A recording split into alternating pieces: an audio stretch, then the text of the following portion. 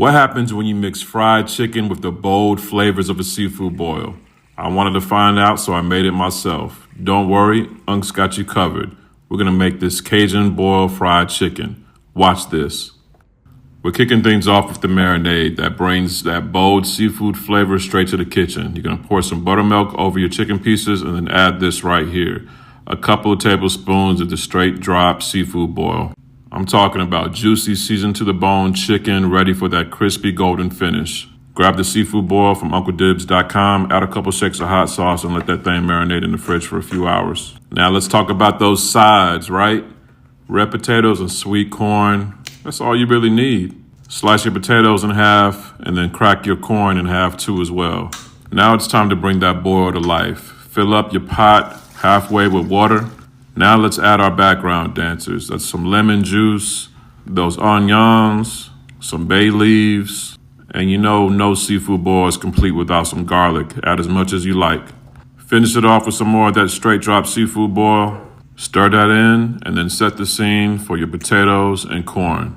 First, we're gonna go in with the potatoes, let that come back to a boil for about 10 minutes, and then we're gonna follow up with that corn.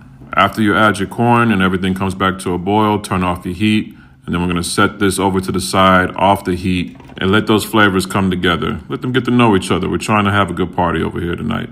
The flour mix is where the magic happens. We're gonna add some more of that seafood boil to that flour and then give it a little bit of a Cajun kick with that Delta dust to make sure every piece is packed with flavor.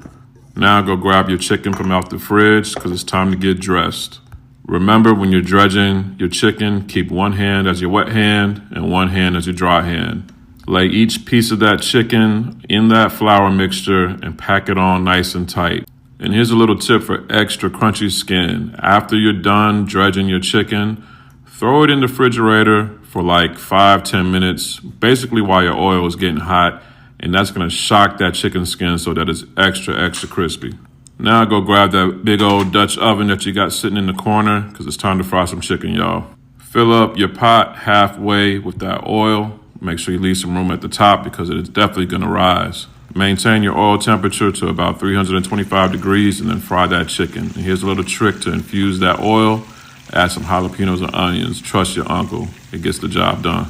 Now, when you drop your chicken in the oil first, let's let it sit there for about 3-4 minutes. But then after that, you're going to be wanting to constantly rotate that thing so that you don't get those burnt spots all over the chicken. Constantly agitate your chicken so it gets nice and golden evenly like this. Now, no seafood boil is complete without that garlic butter. So we're going to make that sauce.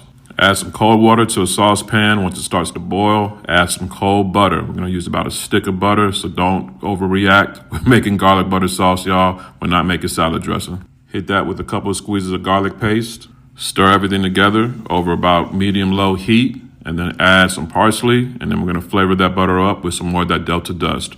Remember, all the seasonings are available at UncleDibs.com. Cut your heat and set your butter sauce to the side. Now let's build this boil. We're going to start off with the base of potatoes and corn. Your potatoes should be fork tender and soft to the touch. Now we got to sauce everything up. Grab that garlic butter sauce that you just made and pour it all over your potatoes and corn. And save some to the side because you know we're going to do some dunking a little bit later. Now top everything off with that crispy, golden, fried chicken, flavored with that seafood boil. And you know I had to add a couple of Cheddar Bay biscuits. I mean, it's only right. This is that one right here. Fried chicken that tastes like a seafood boil, buttery potatoes, corn on the side, whether it's Mardi Gras or just because, you gotta try this. Let me know in the comments what you're grabbing first. Is it a leg or a wing, or are you going for those potatoes and corn? Let Unc know. Full recipe is going to be in the caption, or just go to UncleDibs.com. Get all the measurements all the time. All the ingredients are going to be right there for you. Make sure you like, follow, and subscribe. And I got more for you on the way.